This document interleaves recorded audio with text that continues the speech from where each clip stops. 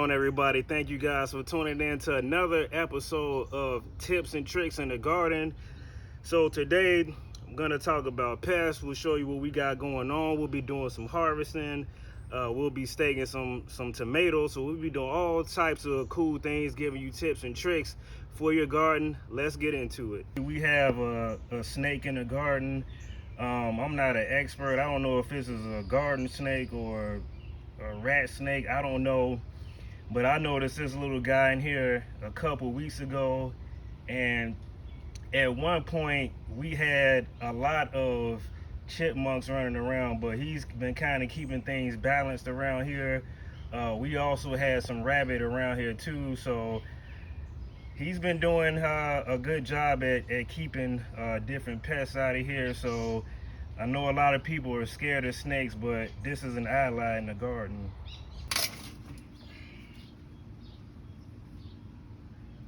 I'm gonna take the wood ashes and spread them throughout my banana land here, and what's gonna happen is it's gonna give my banana plants a boost. So the nitrogen, the phosphorus, the potassium, the magnesium, all the nutrients needed are from the wood ashes. All right, so you want the ashes to be wood. I mostly smoke my food meat on the grill with wood ashes, so you can use wood ashes again. So we're gonna spread them around, give them a nice little bit of nutrients here. So this is why I like this on the grill that I have. So all I can do, all I have to do is gently pour a little out throughout the garden, give everything a little bit of nutrients. So just a little bit in these spaces. All right, so when I say a little, I mean just like that. All right, don't have to be a lot, just a little bit around to give everything a boost. So same thing over here, you don't have to do a lot, just a little bit, give it a nice little boost. Even on the pineapple here, just a little bit of boost. I'm gonna do the same thing with my corn. So my corn, the roots are up in here, they're starting to spread. So I don't want to put the ashes directly on them because they can't take as much as the banana plants do. So I'm gonna just come maybe about a foot out and just do a little bit all the way across. Just a little bit all the way across. And that'll slowly start to get in there and give the corn the boost that it needs. It's time to learn. So this sunflower is far from done growing. You can see another head that's popping up here, but with the sunflowers, as they turn into seeds, we're at the beginning stages. So if I just pluck one up like this is what turns into a sunflower seed. All right, so it's almost done forming, and you can even open it down. So if I crack it open, you can see there's an actual seed in there. All right, so it's pretty cool to see what these sunflowers are able to do.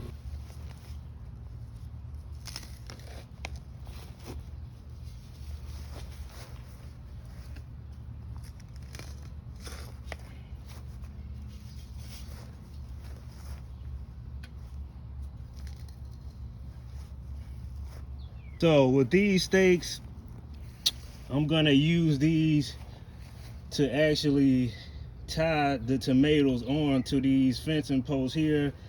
I'm not really a big fan of, tying the tomatoes up. I'm more of a free-for-all kind of person, but because I want to keep things organized, I don't want the tomatoes falling over into this section here. So we're going to tie them up. Take you step by step on how I like to stake my tomato and the rare occasions that I do. So this shirt is done. It's got holes throughout it, and basically what I'm gonna do is start at the end here, maybe go about an inch or two over, and you're just gonna cut straight across. All right, so that's simple, just cutting straight across.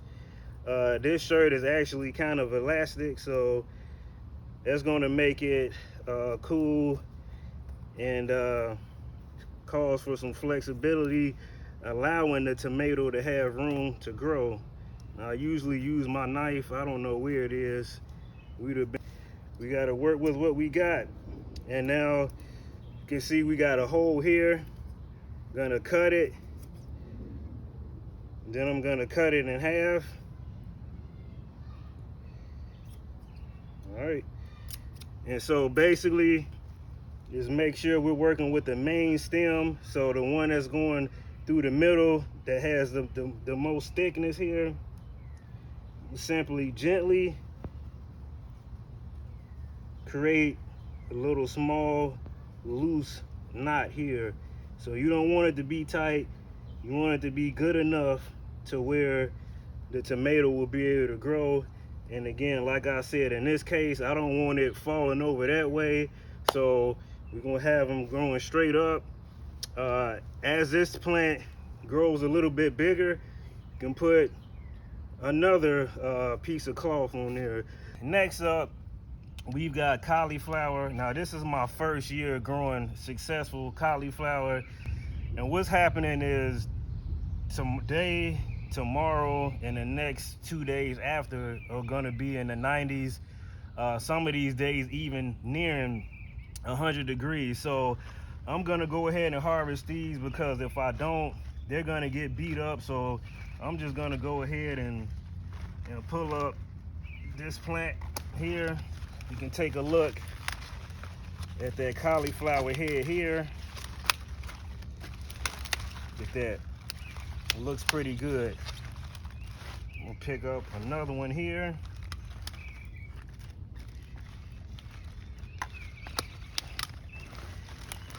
Another decent head. So I've been gardening since 2005. This is my best cauliflower year.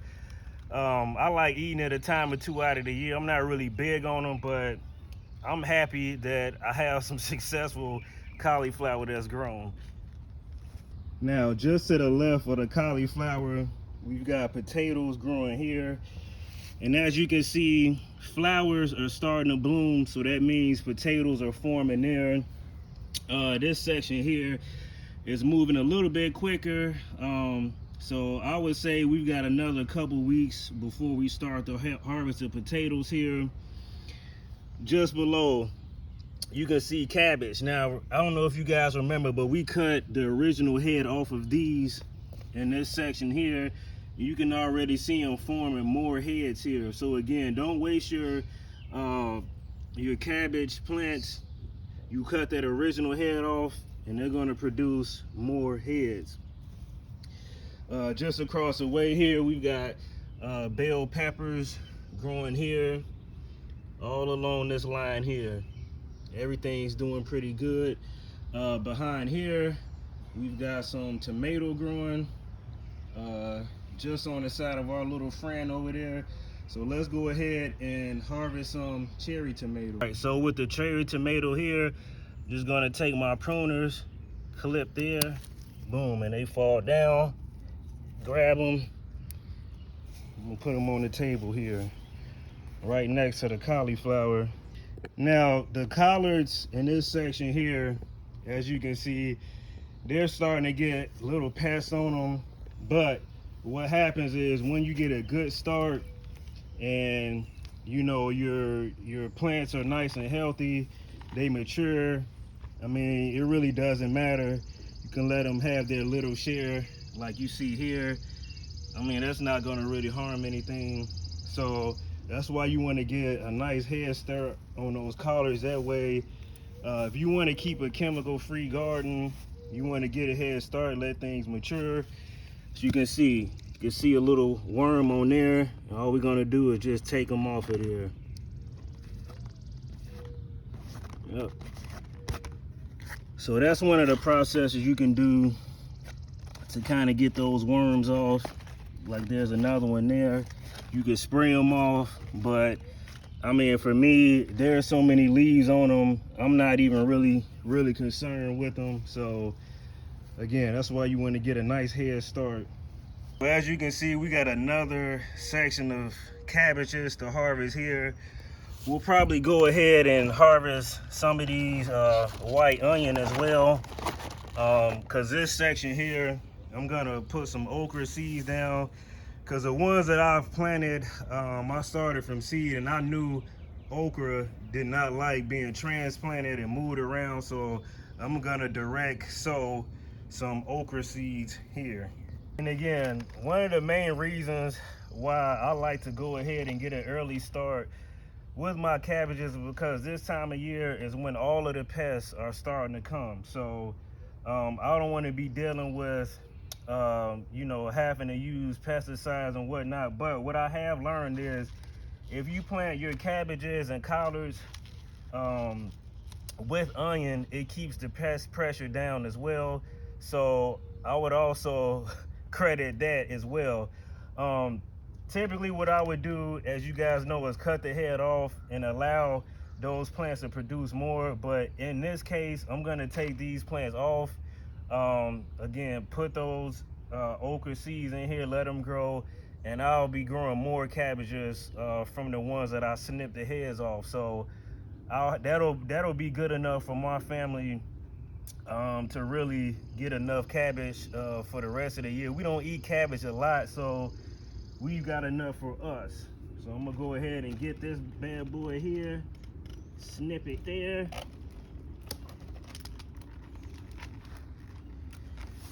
Yeah, look at that thing there. Go ahead and grab this one as well.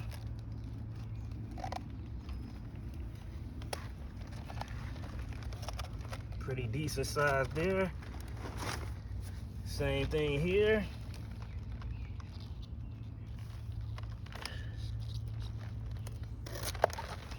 And just like that, ladies and gentlemen, we've got ourselves some nice heads of cabbage.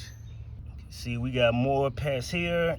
Spiders, I know you guys don't like those either, but they're fine with me. They keep the pest pressure down as well. So what I'm gonna do now is take this white onion here, just simply pull it up. Nice little onion there. Gonna do the same thing here, pull it up. That way we've got room to really grow the okra here. Gonna pull this one up. That one may have been able to stay a little bit longer, but I need this space, so gonna take that. Yeah, nice. Smells really good over here. Now, this is a section of peas. I'm just gonna go ahead, you can see we got them all through here.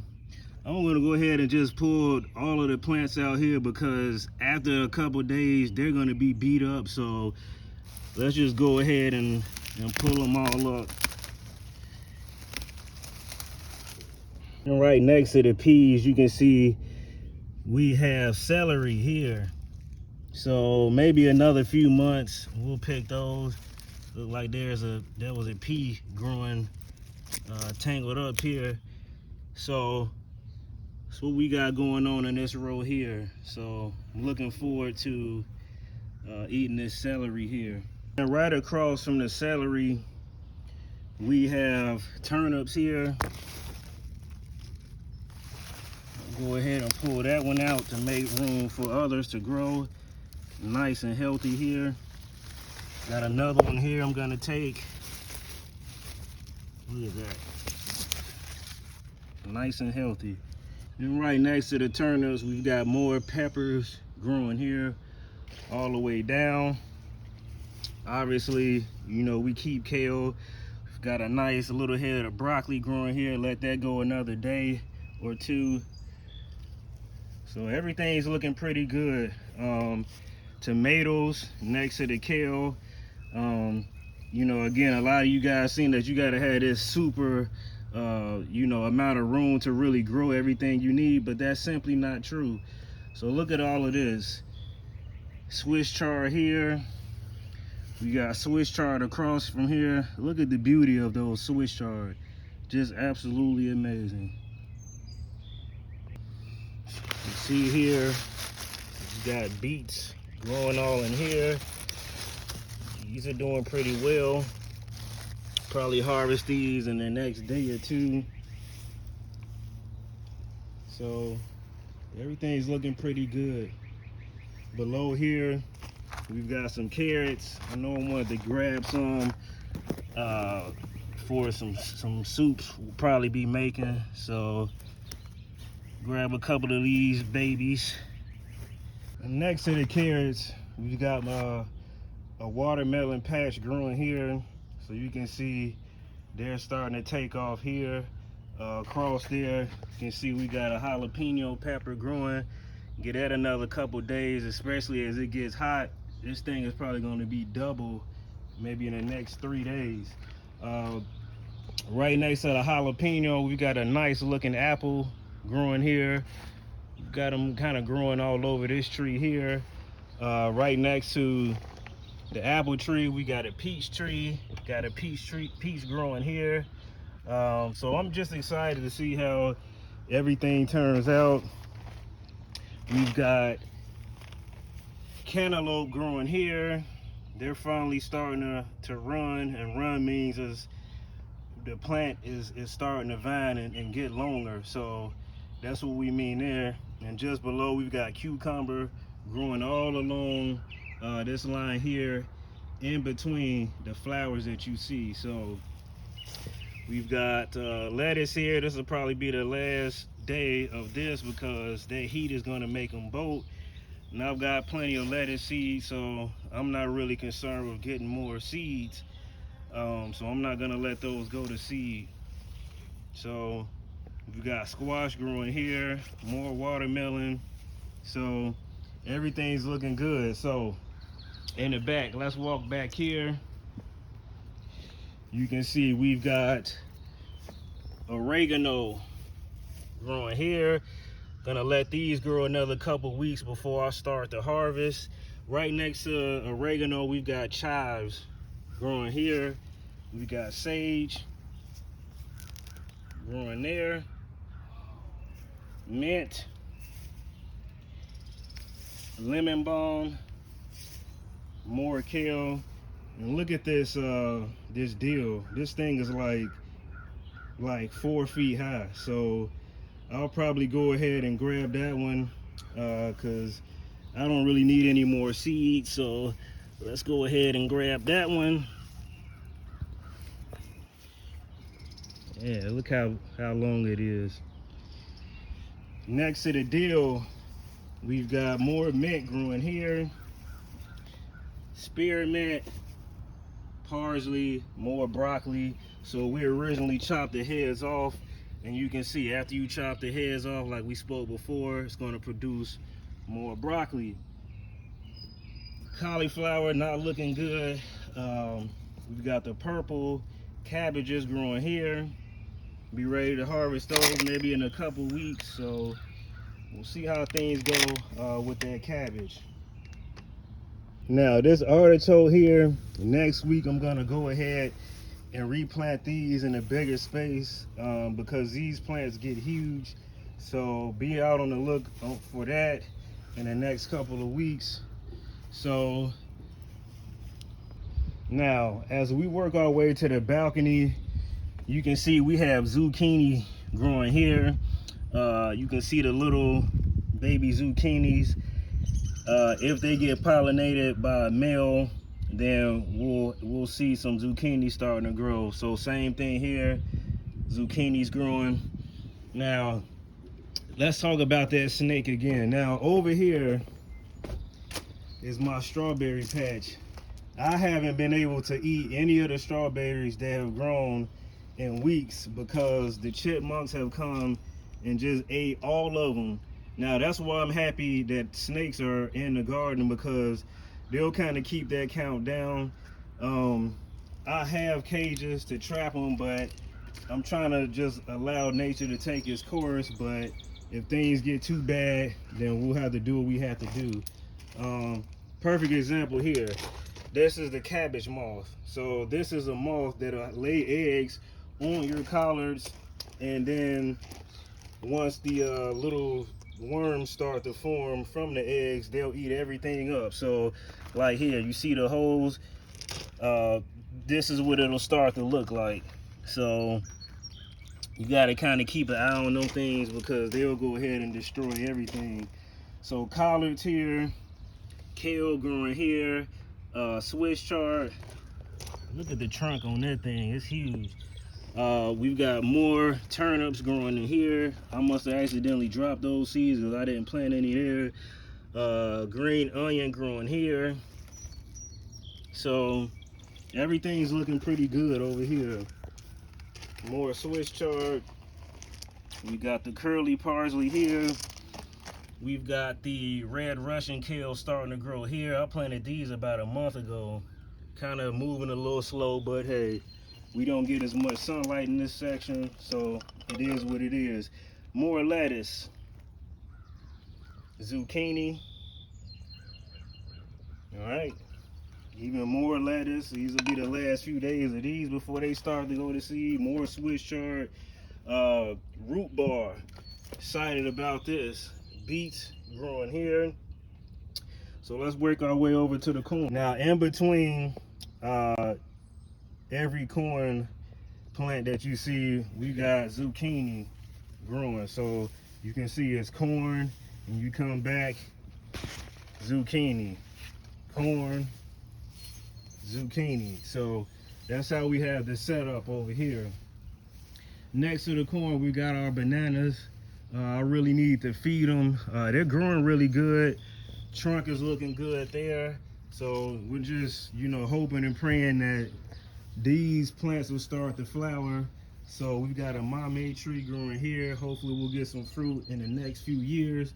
But we're really going to focus in on these banana plants to make sure we get some fruit this year. So next to that, we've got a tree tomato. We had a huge problem with aphids on this. If you've never had a tree tomato, order one. When you eat them, you may not even want a regular tomato anymore. So that's what we got as far as this side of the garden. And let's get into doing a little bit of work in the garden. And to give you guys an update on the rabbit situation, if we look across here, you can see we got everything boarded up here so they can't get through there. So we look across there, they can't get anywhere in the area. So I'm excited about that. I haven't seen a rabbit in here in maybe a week or so. So we're on to a successful garden. Maybe the snake is helping as well. Well, that's what I got for you guys today. Stay cool out there. I had to kind of continue this video on the next day because of some things that were going on yesterday. But if you guys enjoyed this video, make sure you get it out there. Make sure you save it. Make sure you like it. Till next time, I'm out, guys.